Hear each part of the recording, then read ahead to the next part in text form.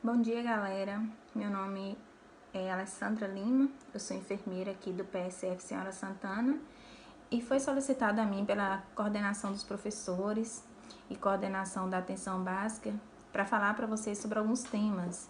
Dentre esses temas, a adolescência, gravidez na adolescência, os métodos contraceptivos e as doenças sexualmente transmissíveis. Eu vou tentar fazer um resumo aqui desses temas para vocês. Espero que seja de ganho de conhecimento para vocês, de aprendizagem e que vocês com isso melhorem as condutas e vivam uma adolescência tranquila, né? Vivendo cada fase na sua fase certa, né? Adolescência primeiro, gravidez depois, né? Para que vocês não se arrependam depois de atitudes, de condutas que não eram para o tempo de vocês. Então, viver cada fase na sua devida fase. A Organização Municipal de Saúde, ela determina a adolescência a fase de 10 a 19 anos. O Brasil tem cerca de 930 adolescentes e jovens que dão à luz todos os dias nessa idade, né? Adolescentes despreparadas, não só psicologicamente, mas também o corpo. O corpo dela ainda está em formação, né? E ainda num período de adaptação, de dúvidas, de incertezas, né? O principal motivo dessa gravidez precoce é a falta de informação. Muitas não têm acesso à informação e, assim, falta de conversa, de apoio, né? De procurar alguém de sua confiança para conversar, tirar dúvidas simples, né? Muitas das vezes esses adolescentes não sabem se prevenir de forma adequada. Então, lê uma coisa na internet, vê uma amiga falando e acaba fazendo. E não sabe procurar fontes seguras de se informar e tomar uma medicação correta, usar um método correto, né? As adolescentes grávidas, elas abandonam o estudo, né? Um estudo que poderia dar um futuro melhor, não só para ela, mas como a família dela também. Muitas dessas abandonam os estudos e têm dificuldade de conseguir emprego também, né? Então, acarretam muitos problemas, uma gravidez na adolescência, uma gravidez... Mesmo sem a presença dos pais ou responsáveis, os adolescentes a partir de 15 anos, eles podem procurar a unidade básica de saúde, né? Para buscar informações, tirar dúvidas com a enfermeira, com o médico. Às vezes eles têm dúvidas simples, né? Vai ter a primeira relação, tem vergonha de conversar com o pai, com a mãe. E aí procura então um profissional desse de saúde para dar orientação adequada, para conversar, para desabafar. É super importante e vai te ajudar muito a tomar decisões melhores. Os profissionais, eles podem orientar vocês, né, como intervir, um plano, né, de como você iniciou a vida sexual. Então, ele vai montar um plano para você, dos cuidados que você tem que ter, da medicação que você pode usar, do método mais adequado para a idade, porque ele vai avaliar você, vai ver um método que vai adaptar melhor a você. Então, assim, o profissional ele vai ajudar muito, muito, muito, muito numa conduta correta nesse momento.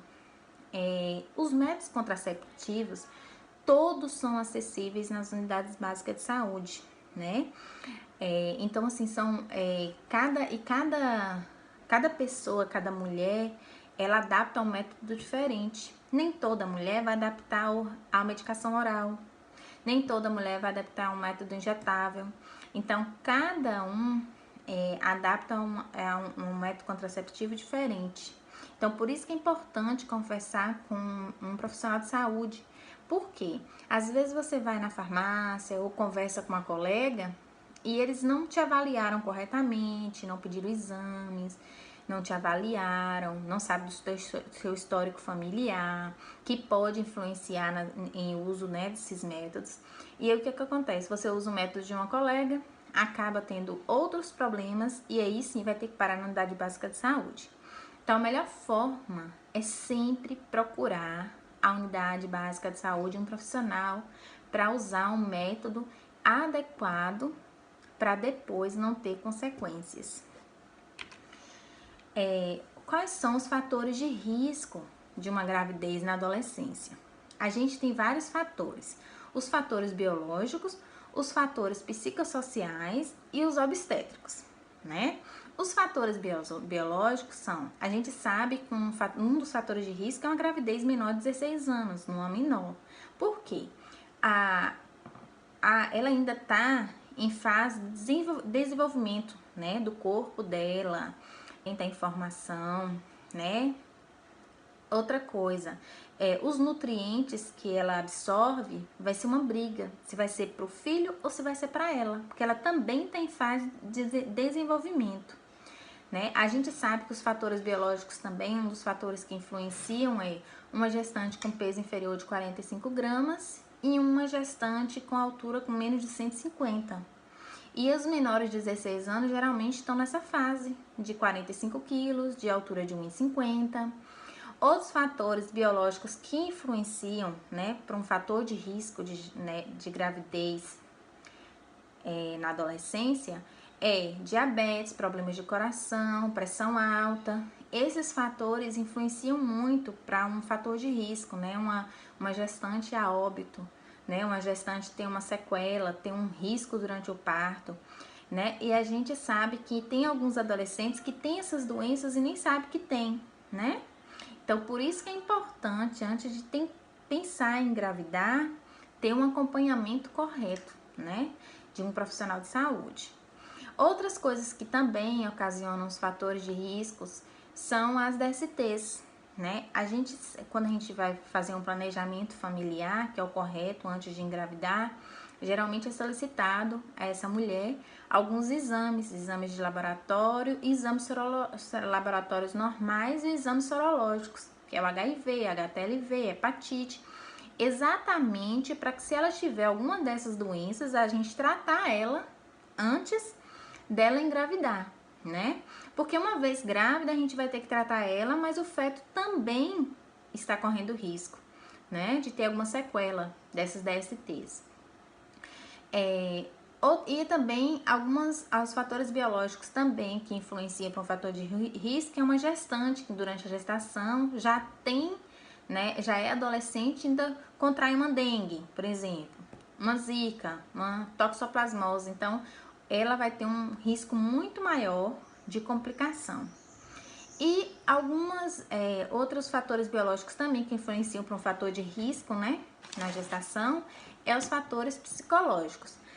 Tem muitas adolescentes que engravidam sem querer, né, sem querer entre aspas, sem querer porque não souberam usar o método correto, não tomaram as devidas precauções, e aí o que acontece? Fica aquele sentimento de culpa, o namorado não assumiu, e aí ela começa a desenvolver processos de ansiedade, de insônia, de preocupação, e aí esses sintomas podem acarretar em um problema psicológico muito maior lá pra frente.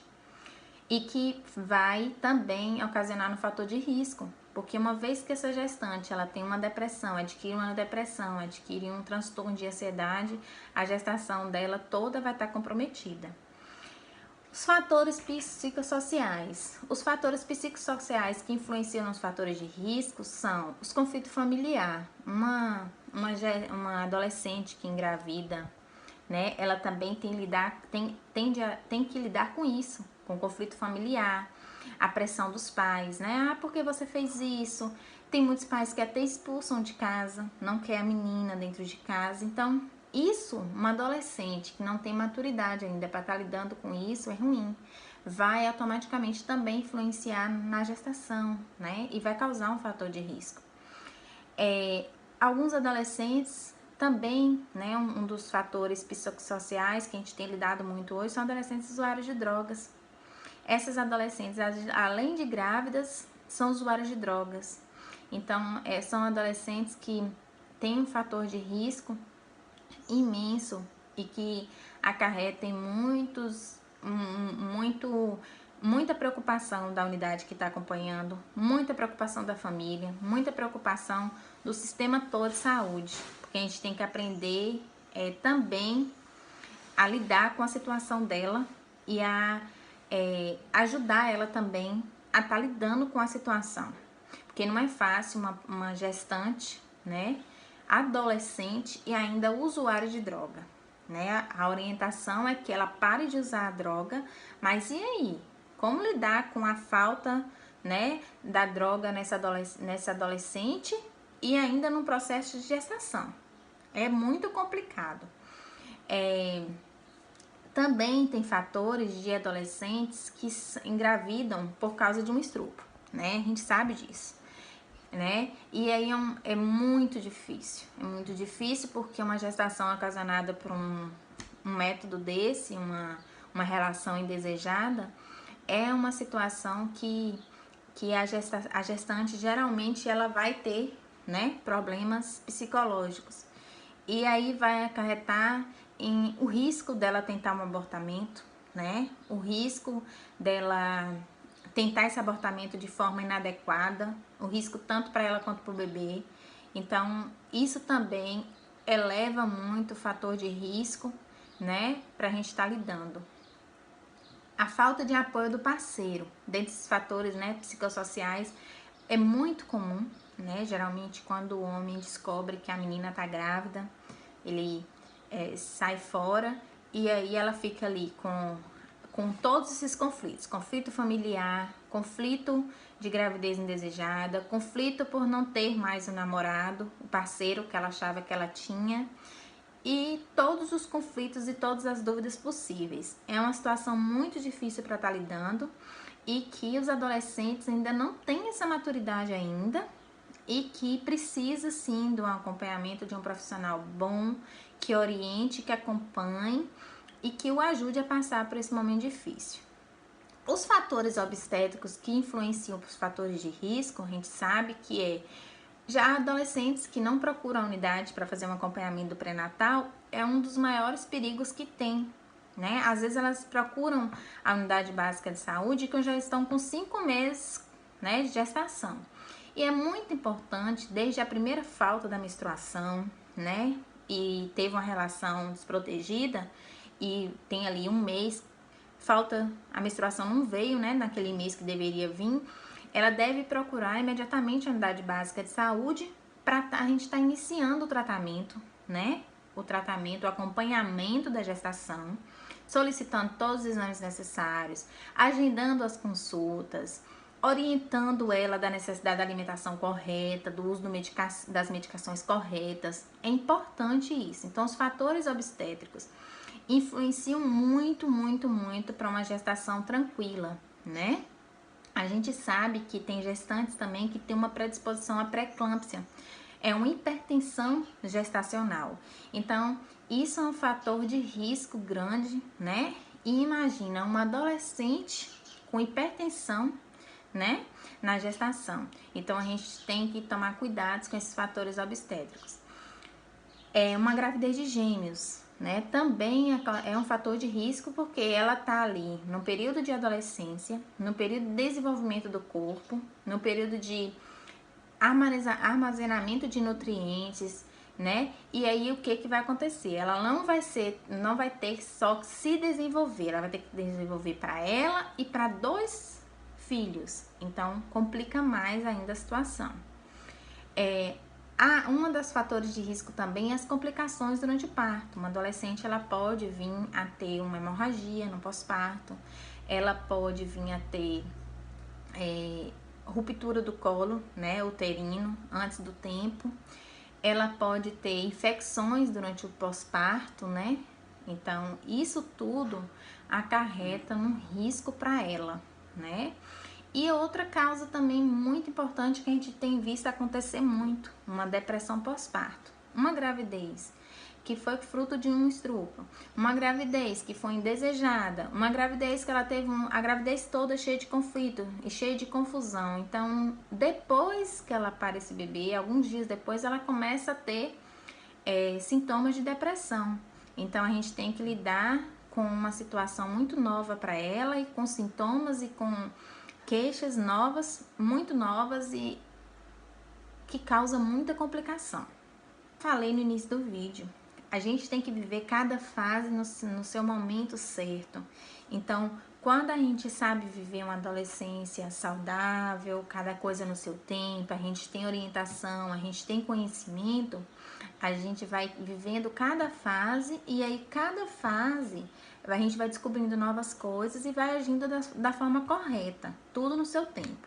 A melhor prevenção mesmo para evitar uma gravidez na adolescência, ela parte não só daquele adolescente, como também dos professores, da família, dos profissionais de saúde.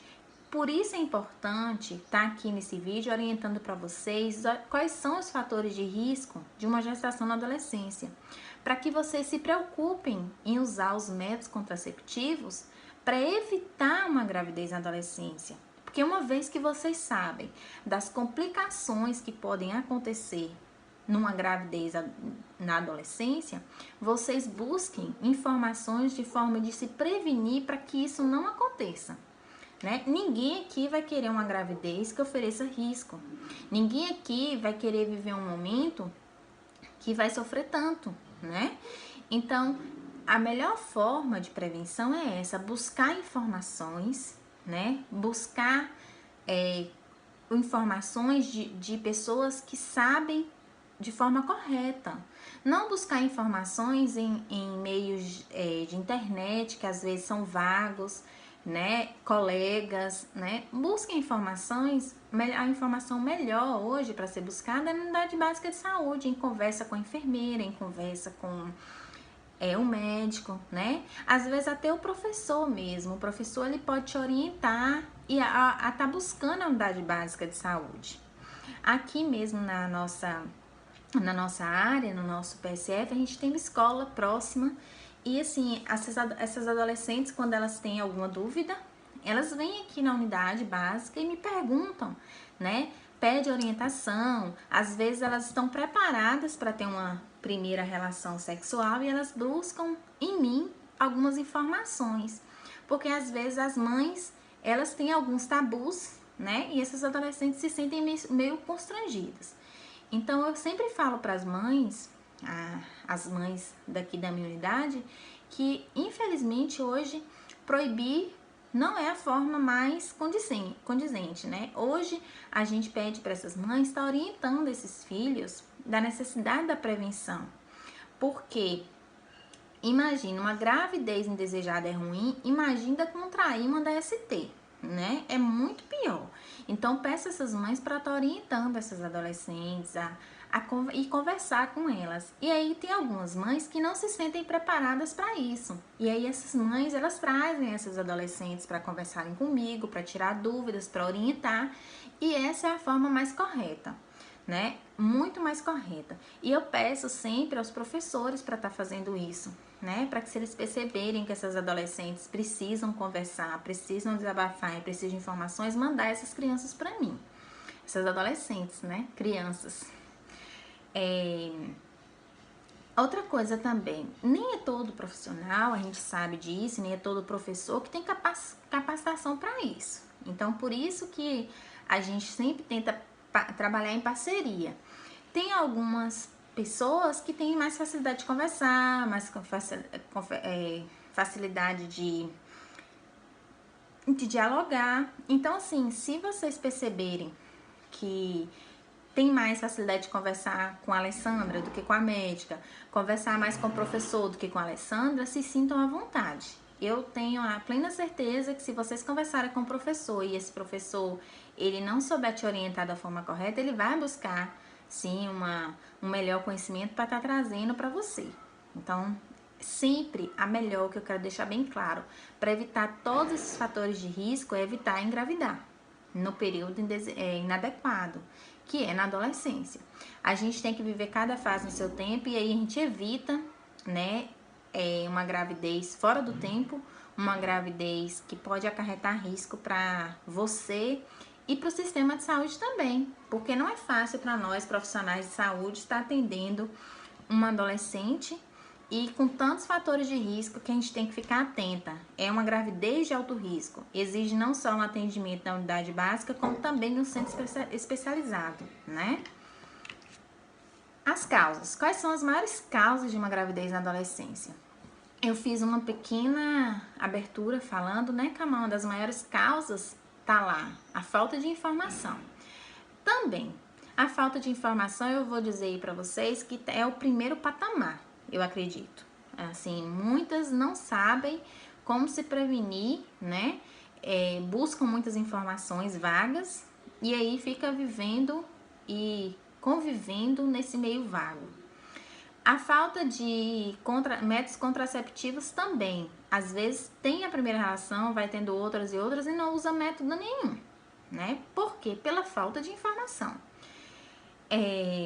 As dificuldades de adquirir esse método. Fica com vergonha de ir na unidade, de conversar com a enfermeira, de buscar um método.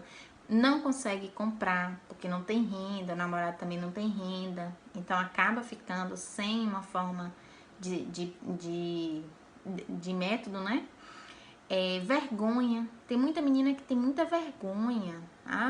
Tem vergonha na hora que a gente tá dando uma palestra, tem vergonha da família, tem vergonha dos profissionais.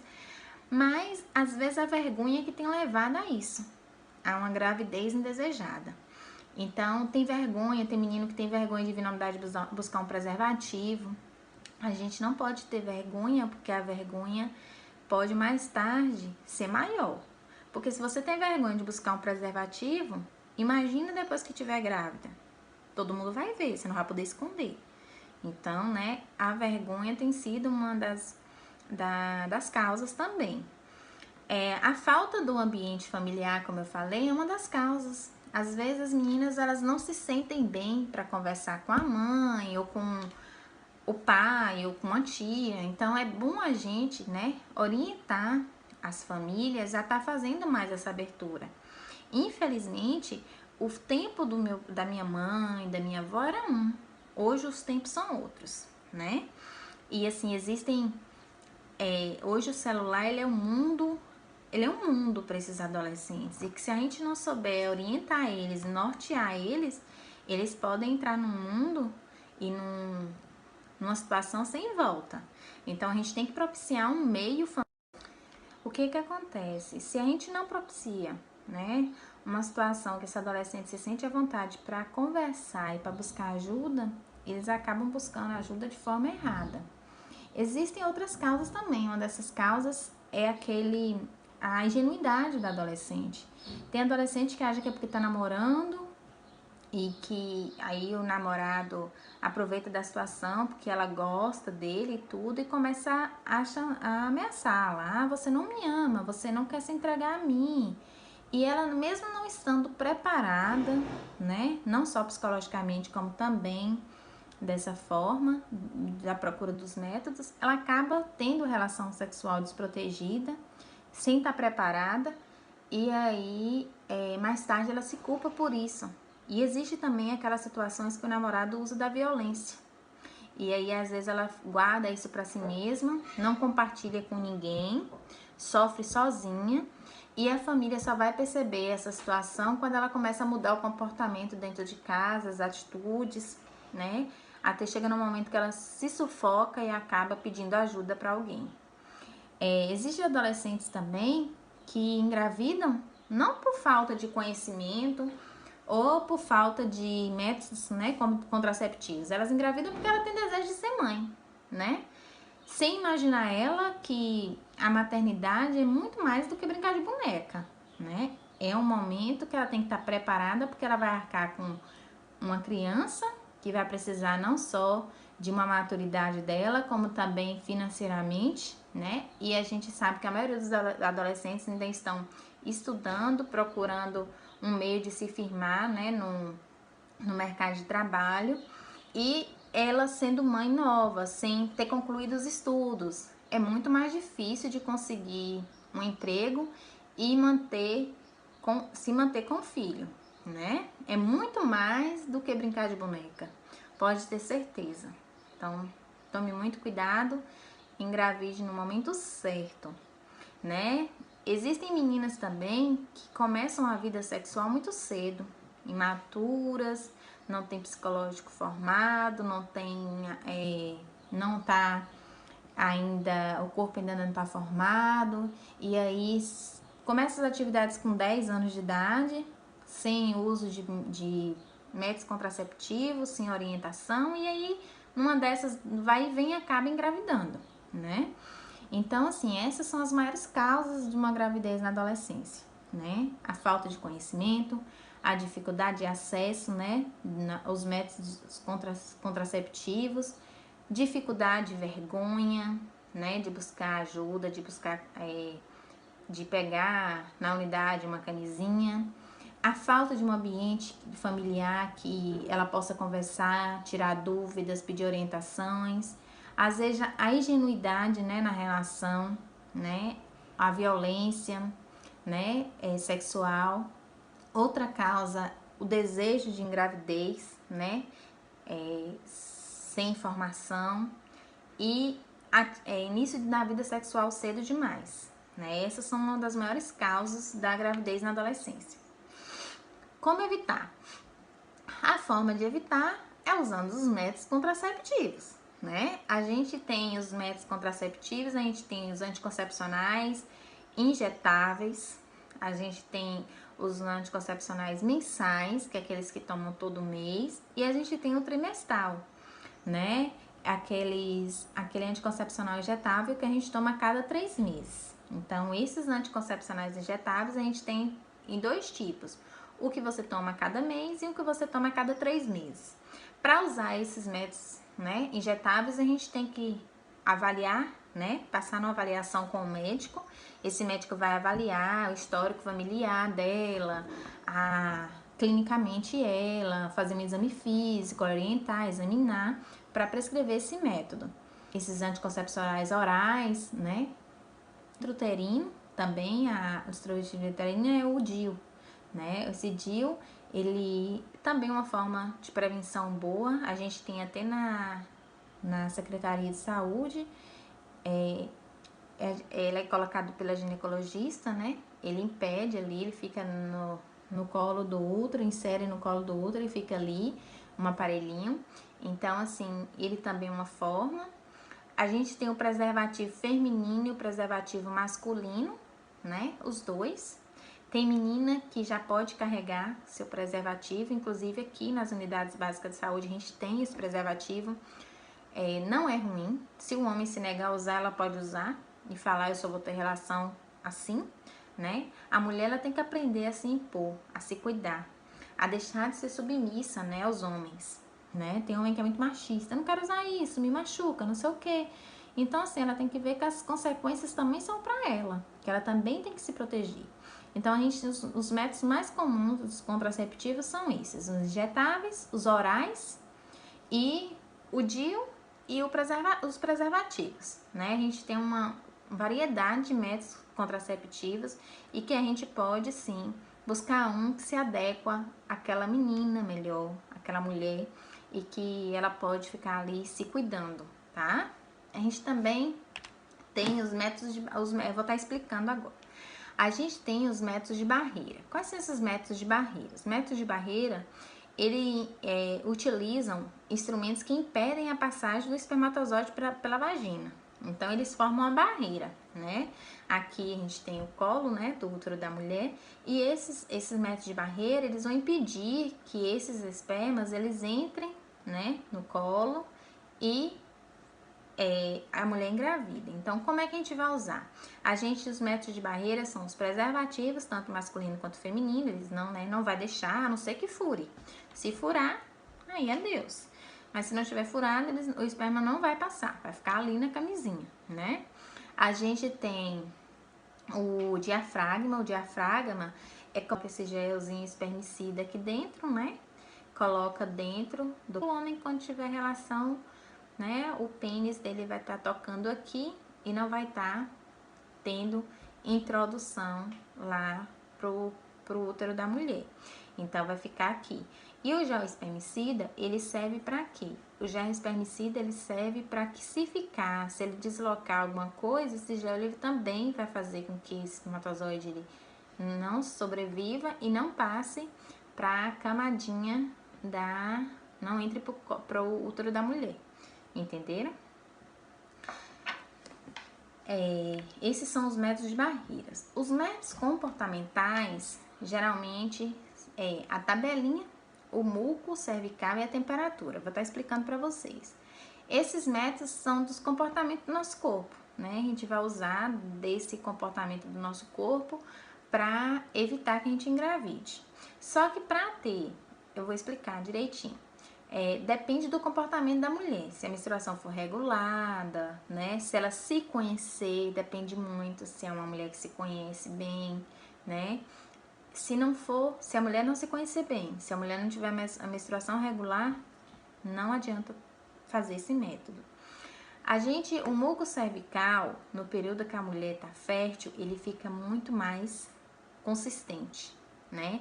Ela consegue pegar lá, ó, na vagina a gente tem uma secreçãozinha que a gente chama muco cervical, parecendo uma gosminha, né?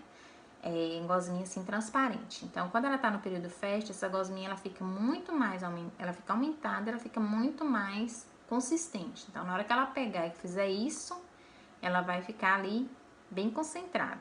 Vai abrir, né? Vai ficar bem concentrada. Então, esse é o período que ela tá fértil. Outra forma, então, nesse período que ela tiver com esse muco cervical, né? Que ela tá fértil. Então, ela não pode ter relação sexual, que ela tá liberando esse muco.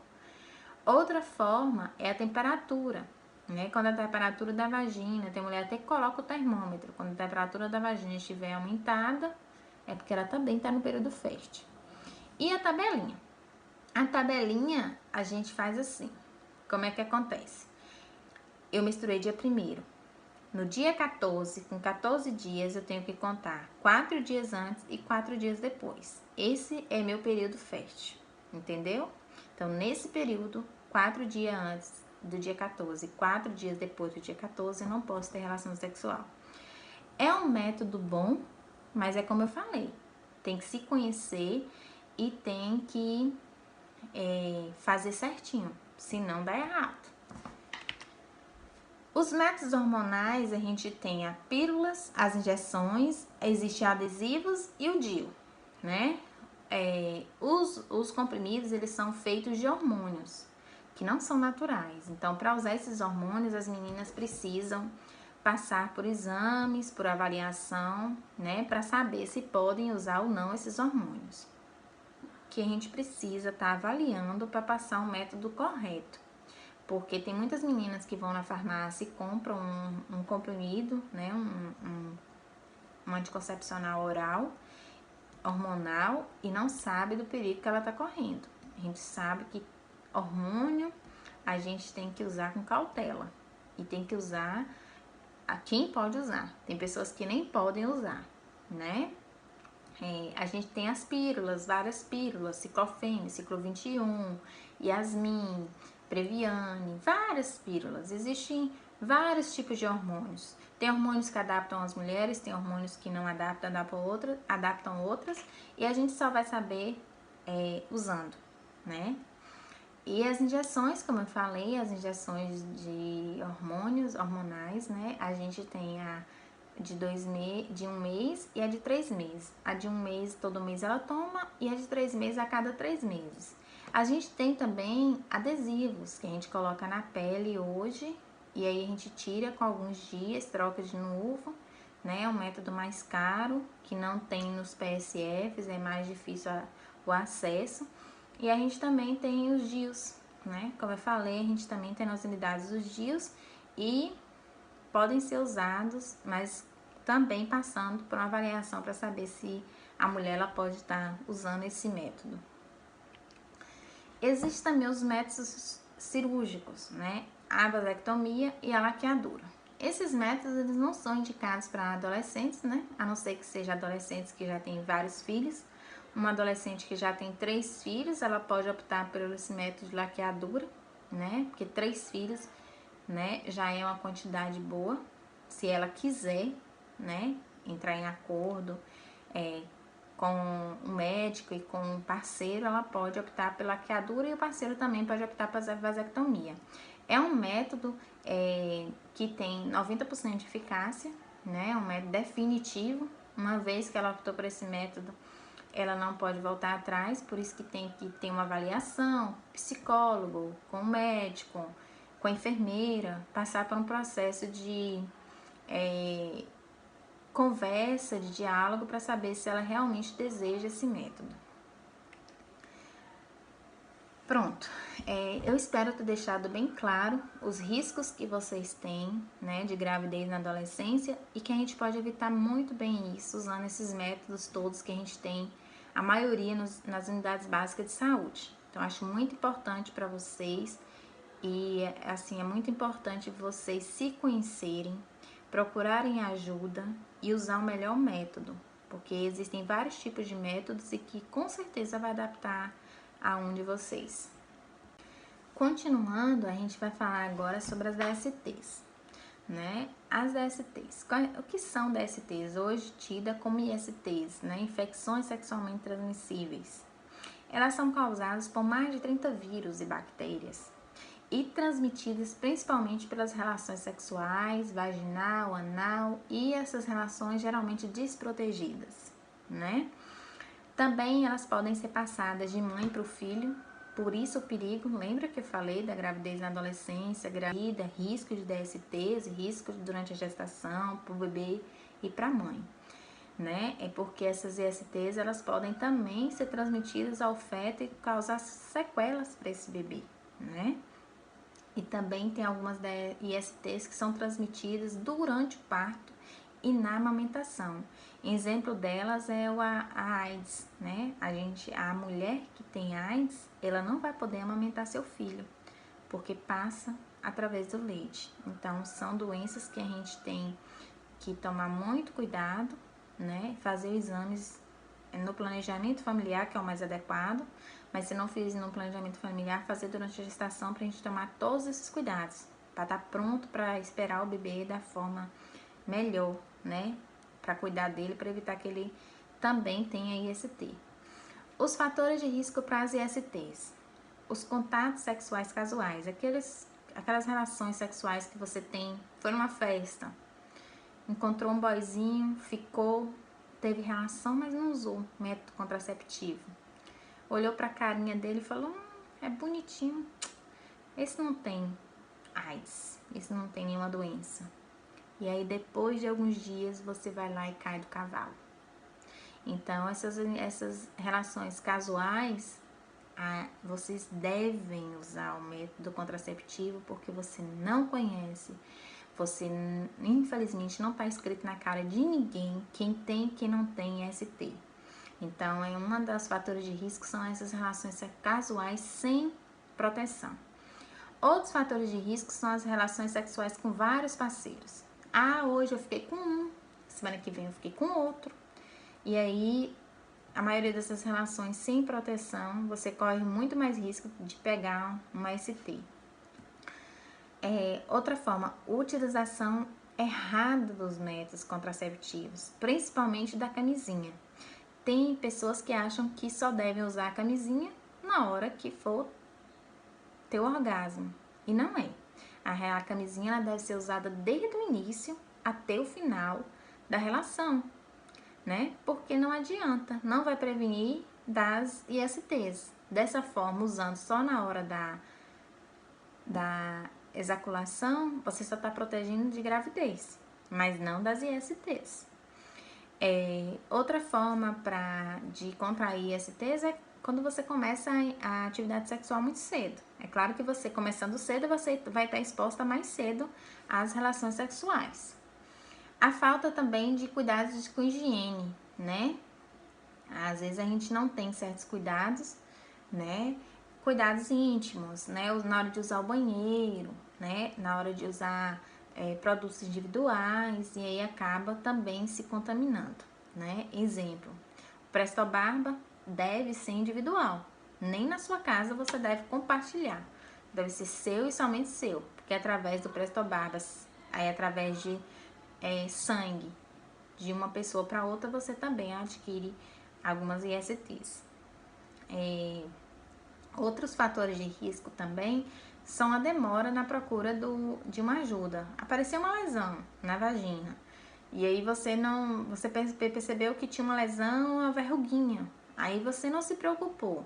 Aí de uma verruguinha passou para duas, de duas verruguinhas passou para três. Aí quando você procura um profissional de saúde, já está numa situação complicada. Então aí eleva o risco, né, muito grande para você. Os jovens entre 18 e 24 anos são os grupos que apresentam mais um comportamento de risco, né, de não se cuidar durante as relações e correr o risco de ter uma infecção sexualmente transmissível. Por causa de quê? Muitos parceiros, fica com um, fica com outro, não se cuida direito, usa camisinha inadequada, consumo de bebida, às vezes tomou 2 cervejinhas, ficou alta demais, vai ter relação, cria coragem, não usa a camisinha, esqueceu a camisinha, e aí se torna um fator de risco para se contrair uma DSTs. E as doenças sexualmente transmissíveis, elas estão em alta no Brasil, tá? Muito em alta mesmo. As que estão mais em alta hoje são, vou dar um exemplo de algumas. A clamídia e a gonorreia. A clamídia e a gonorreia, elas são causadas por bactérias. Elas podem atingir não só a genitália, como a garganta e os olhos. Às vezes a mulher ela vai ter relação sexual, mas ela também tem relação oral, né? E aí acaba também tendo não só a genitália contaminada, mas também a cavidade oral. As duas doenças, elas, na maioria das vezes, elas são assintomáticas, né? Às vezes elas não manifestam sintomas e elas ficam ali paradinhas, né? O que que acontece? Quando a imunidade baixa dessa mulher, ela pode vir apresentar alguns sintomas. E se nos homens, o que que elas podem causar? Quais são os sintomas nos homens? Um corrimento no pênis. Esse corrimento ele pode ter ou não pus, ardor na hora de fazer xixi, muita quintura, né, na urina, assim, a quintura, o xixi, e dor nos testículos. Esses são os sintomas mais comuns quando aparece, né, como eu falei, a maioria das vezes é sintomático, mas quando aparece nos homens, esses são maiores sintomas. Nas mulheres, são corrimento vaginal com cheiro forte, né, uma dor no pé da barriga, sangramento às vezes durante a relação sexual e ardência a urinar. Esse sangramento é porque às vezes a genitália ela fica muito sensível. Como eu falei, por ser uma doença que às vezes é assintomática, ela fica muito tempo ali e não aparece, e quando ela aparece ela já mostra esses sintomas, como sangramento, porque a genitália já está muito sensível. E o que que acontece? Se elas não forem tratadas, né, corretamente, às vezes você aparece um sintoma, você vai lá na farmácia e compra um remédio. E aí não trata direito, porque não sabe qual é a doença. O certo é você ir na unidade básica de saúde, passar com o médico olhar, avaliar, né? Porque só no olhar e não avaliar, às vezes já dá para dar o diagnóstico, pelo conhecimento desses profissionais na área. Então, o certo é passar no médico para avaliar. Porque se você não faz o diagnóstico certo, usa a medicação correta, elas podem evoluir, né, para uma doença inflamatória pélvica crônica, né? A mulher ela fica com muita dor no pé da barriga e aquilo ali fica crônico, não melhora com a medicação, causar até infertilidade. Se elas não forem tratadas durante a gestação, também elas podem ocasionar em partos prematuras. Por isso que é importante a mulher, mesmo grávida, fazer o preventivo, para a gente fazer o diagnóstico dessas ISTs e tratar o quanto antes. Outra doença muito comum, é uma das ISTs muito comum, é as hepatites. As hepatites, elas tratam de inflamações no fígado causadas por vírus. Esses vírus, eles são transmitidos durante as relações sexuais, também por métodos, né, de uso de seringas compartilhadas, né, contato com materiais perfurocortantes, né, contaminados. E a hepatite B, a gente tem a vacina, que a maioria das adolescentes tem que estar com cartão em dia e toda vacinadinha. Mas a hepatite C, ela não tem vacina. E ela é muito agressiva e pode levar à morte. Então, a gente tem que se cuidar para não pegar, né? E a gente também tem as outras hepatites, a C, a D, né? Que é menos frequente, mas a gente tem também. A melhor forma de se prevenir é não compartilhar objetos de uso pessoal, né? Nada. Alicate, como eu falei, o Presto Barba, alicate de unha, né, escova de dente, nada de objeto pessoal a gente deve compartilhar. E não ter relação desprotegida, porque vamos dizer que um paciente ele tem hepatite C, você teve relação com ele sangrou, você também estava sangrando, a gente vai ter um risco aí do contágio, né? As hepatites virais, geralmente os sintomas são o quê? Você adquiriu hepatite. Quais são os sintomas que você vai ter? Assim como na doença anterior, as hepatites também são assintomáticas. Mas quando elas começam a apresentar os sintomas são, às vezes a urina ela começa a ficar escura, da cor de borra de café, dor de cabeça, mal-estar, dor nos ossos, nos músculos, dor no abdômen, né? No local do fígado, né? No local onde está o fígado, do lado direito, né? Olhos e peles amarelados é um dos sintomas, né? De doenças de fígado, perda de apetite, emagrecimento. Esses sintomas eles vão surgir quando a doença começar a manifestar os sintomas, que podem demorar. Principalmente a hepatite C. Tem gente que contrai hepatite C e fica anos e anos, mais de 15 anos, e não apresenta os sintomas. Então, por isso que é importante não estar correndo esse risco de usar sempre o seu material, não compartilhar e de vez em quando estar fazendo alguns exames. Se você teve alguma relação desprotegida, procurar fazer esses exames para saber se você não está contaminada. A gente tem outra doença também. Essa doença também que é muito em alta no Brasil é a herpes genital. E eu vou dizer uma coisa, tem acometido muitas meninas, muitos adolescentes. E o contágio é muito fácil, né? Ela é provocada pelo vírus da herpes simples, né? Gera lesões na pele, na onde teve o contato, né? Vamos dizer que o homem tá com uma lesãozinha, o seu namorado tá com uma lesãozinha lá no pênis. Mas ele tocou esse pênis nas suas mamas, né? Estourou uma daquelas bolinhas que ele tava no pênis. E aí você desenvolve a herpes também na área que foi tocada. Então, os sintomas são: primeiro vai causar um ardorzinho. Não só esses sintomas são para herpes na boca, herpes na genitália e em qualquer parte do corpo.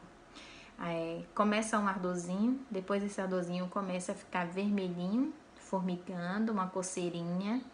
Aí depois começa a surgir umas bolinhas. Tem muita gente que quando acontece essas bolinhas na boca fala, foi uma aranha que passou. Que aranha danada, né? Passou na boca, passou na genitália. Não é aranha não. Então começam a surgir essas bolinhas e de acordo com essas bolinhas vão estourando, o vírus vai disseminando. Por isso que é muito perigoso coçar, porque às vezes você coça outras áreas e leva para outras áreas. Então, essas bolinhas elas são dolorosas, são cheinhas de líquidos, de vírus, né? E quando elas estouram, essas feridinhas, elas criam uma casquinha, cicatrizam, mas o quanto antes você usar a medicação, você impede que ela vá para outras áreas.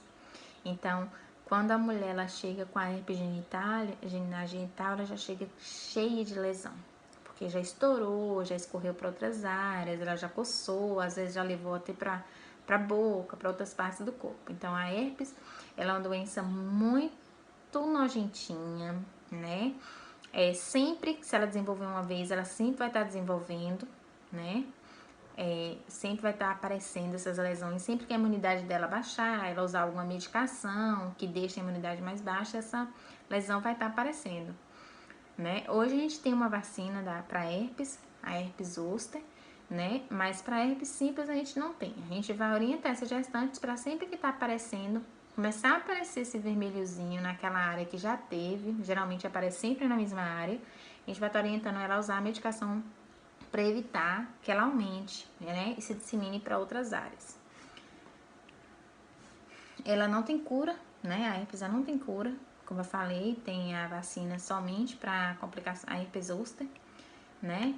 Mas as lesões, elas desaparecem, depois da medicação, ela desaparece facilmente e só vai aparecer de novo, como eu falei, se a imunidade estiver mais baixa, se ela estiver usando alguma medicação que comprometa a imunidade.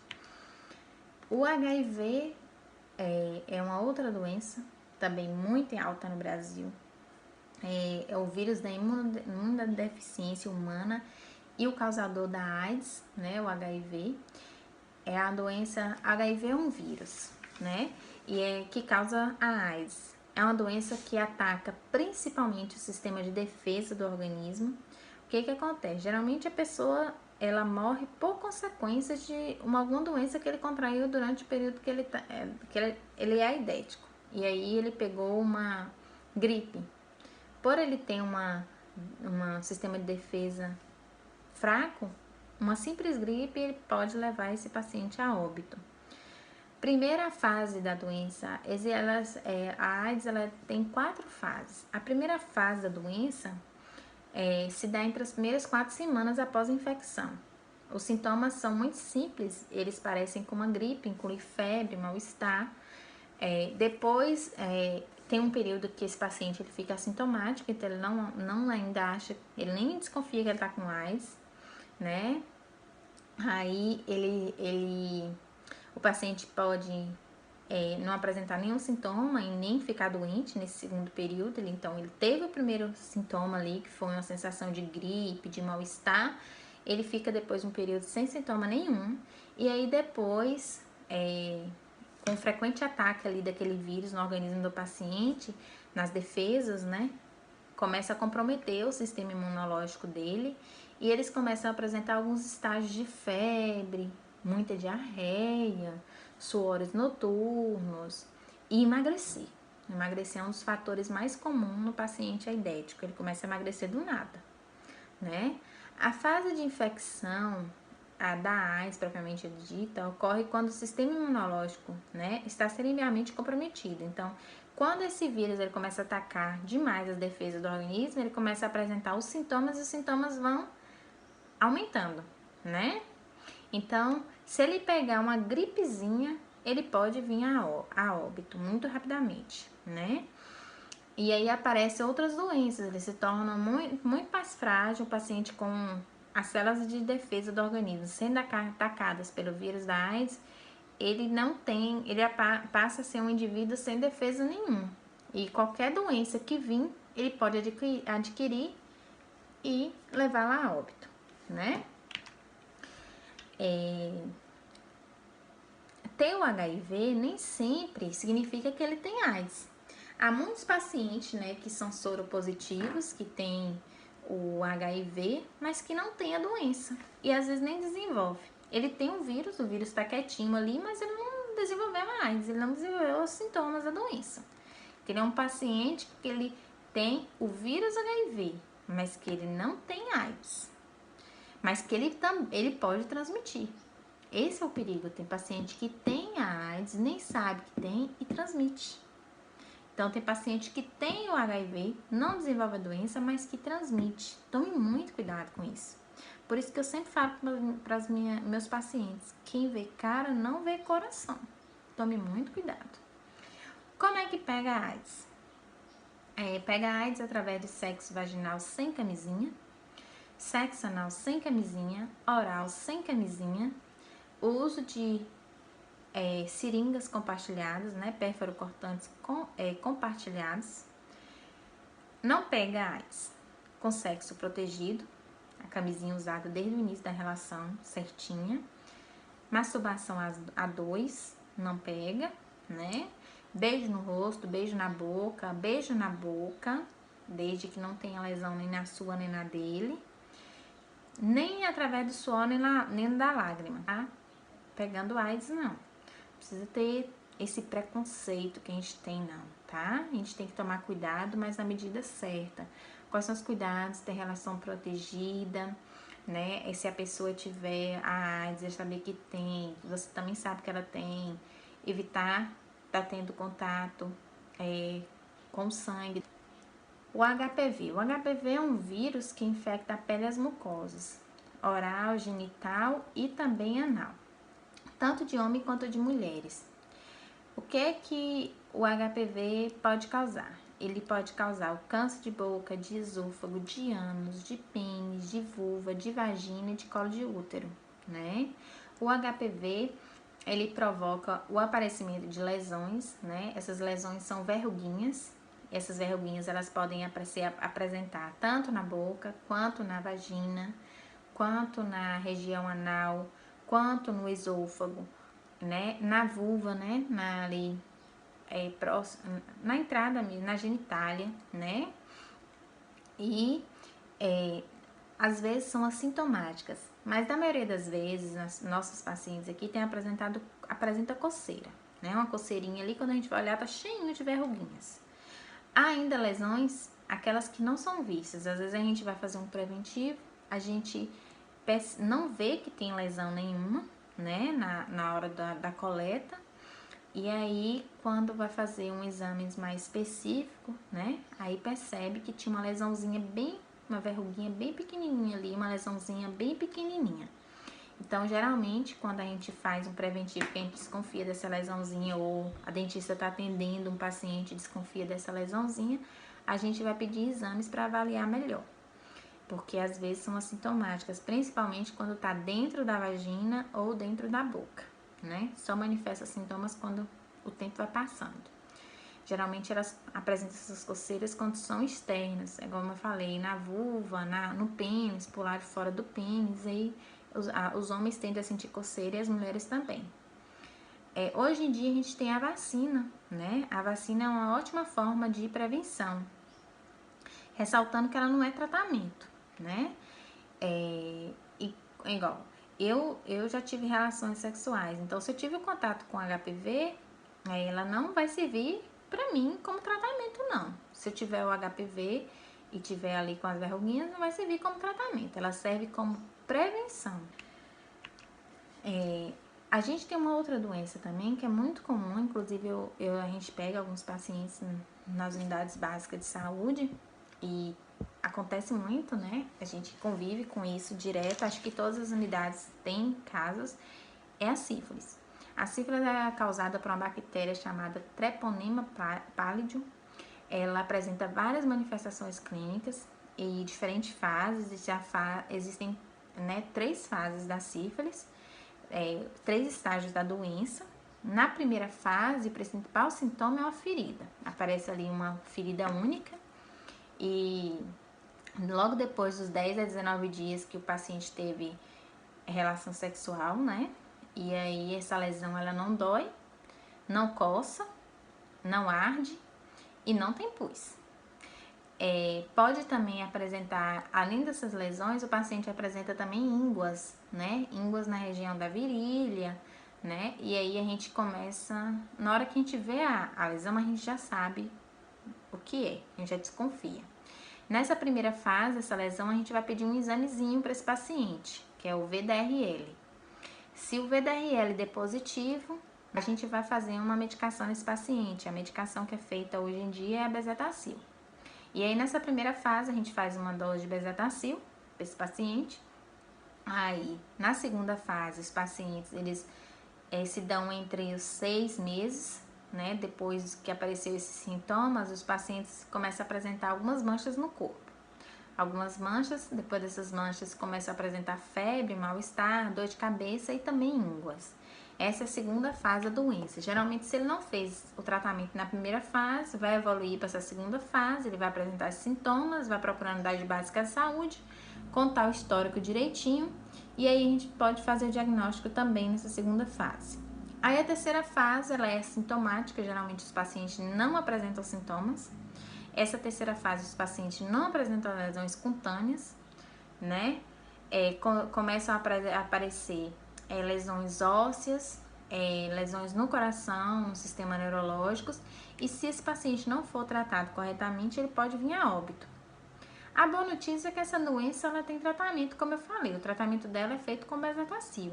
Então, desde o aparecimento da primeira lesão, o ideal é que procure a unidade básica de saúde. É uma lesão que, como eu falei, não apresenta sintoma nenhum, não tem dor, não tem ardor, não tem coceira, não tem nada.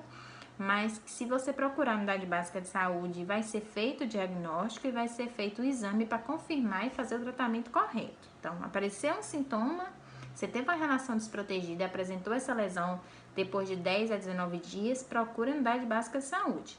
É uma doença que tem muito hoje em dia e que, se for tratada desde o início dos sintomas, ela tem cura.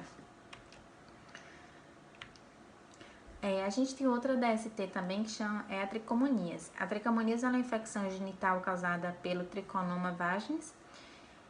ele é encontrado principalmente em mulheres, né? Esse triconomas, ele tende a ser assintomático, mas ele deixa a genitália muito sensível para se contrair outras doenças. Igual a pessoa, ela tem o triconomas, mas ela não apresenta sintomas e fica ali com essa infecção na vagina e se torna propícia para adquirir uma outra infecção, como a sífilis, como o HIV, né? Geralmente os sintomas dos triconomas é um corrimento amarelado, esverdeado, né? Com um cheiro muito ruim, o cheiro é de peixe podre. A mulher não aguenta. Quem tiver do lado pode sentir na hora que essa mulher abrir a perna, um cheiro muito ruim.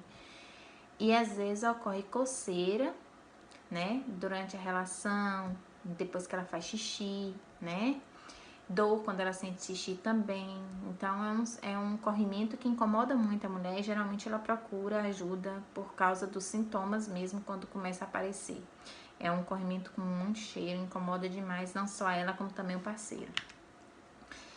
A melhor forma de se prevenir das doenças sexualmente transmissíveis primeira coisa, usar, né, camisinha. Não existe melhor forma de prevenção das ISTs como a camisinha. Tem hora que uma adolescente ela vem fazer uma consulta comigo e a maior preocupação dela é não engravidar. E aí eu começo a falar com ela, a explicar que o perigo não é só engravidar, o perigo é também contrair uma IST, né? Uma gravidez não é uma doença, né? Mas uma IST é uma doença em que, se não tratada, pode ficar com sequela e que pode ficar a vida inteira doente, igual o HIV. Se ela contrair, ela vai ficar uma vida inteira doente, porque a gente não tem cura para AIDS. Então, assim, é muito importante o uso da camisinha, tanto masculina quanto feminina, né? A mulher saber se impor, não, eu quero a relação, mas eu quero com camisinha, porque eu não te conheço, não sei de onde você vem, eu não sei se você tem doenças. Então, eu quero usar a camisinha e pronto. A gente só vai ter relação se a gente estiver usando camisinha. Essa é uma das maiores formas, para mim, é a principal forma de prevenção, tá? Outra forma, evitar ter muitos parceiros. A partir do momento que você tem muitos parceiros, você também corre risco de ter doenças. Não adianta você usar a camisinha, mas ter relação oral.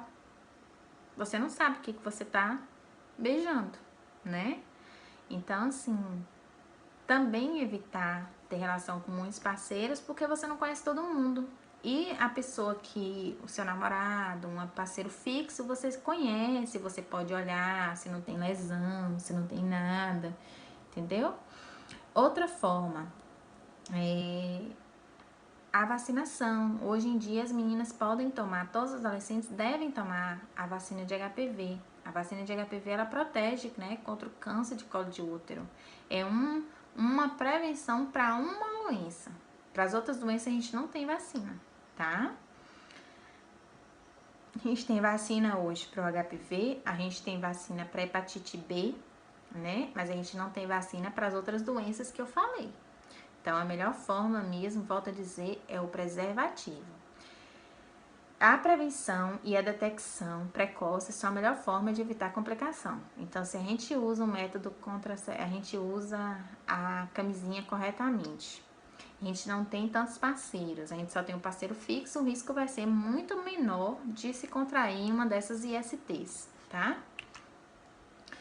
Eu espero é um tema muito longo, é um tema gostoso de falar, mas complicado. Porque tem algumas pessoas que têm as suas opiniões, mas o que eu quis passar aqui foi o que eu consegui de embasamento através de protocolos e literaturas que a gente faz uso e passar para vocês quais são as orientações melhores que nós, como profissionais de saúde, a gente pode estar passando para esses adolescentes. Eu espero que vocês tenham entendido, principalmente, a necessidade de viver cada fase no seu devido tempo, a necessidade de conversar, de ter uma orientação de um profissional de saúde na hora de procurar um método, né, para usar, para prevenir não só de gravidez, como também das doenças sexualmente transmissíveis.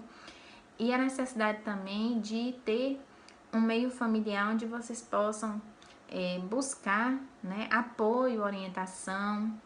Então, assim, confie em alguém, em um profissional de saúde, para se você tiver alguma dúvida, se você tiver alguma desses sintomas de ISTs, confie, procure e inicie o tratamento quanto cedo puder.